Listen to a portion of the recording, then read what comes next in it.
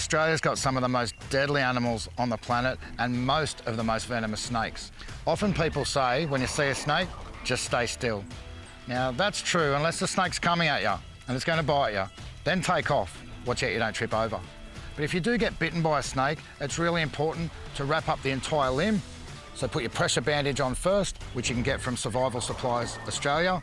Wrap up the entire limb and try and immobilise it. So you've got your first pressure bandage on, then you can put a couple of sticks, or if you've got a proper splint, then that's great, and wrap the whole thing up again.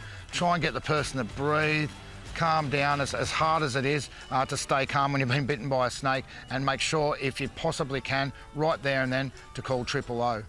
Now this is a fairly standard way of treating a snake bite. There used to be some pretty brutal ways in the past, such as cutting the limb off or trying to suck the venom out. Neither of those worked.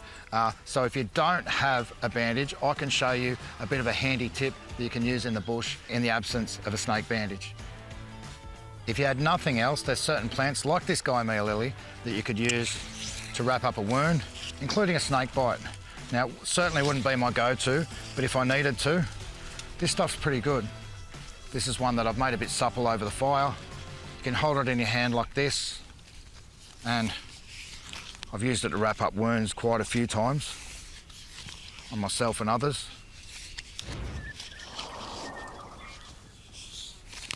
And it does a half-decent job. Again, it's not my go-to, but in desperate situations, there is things out there that you can use in the bush for wounds and also for snake bites.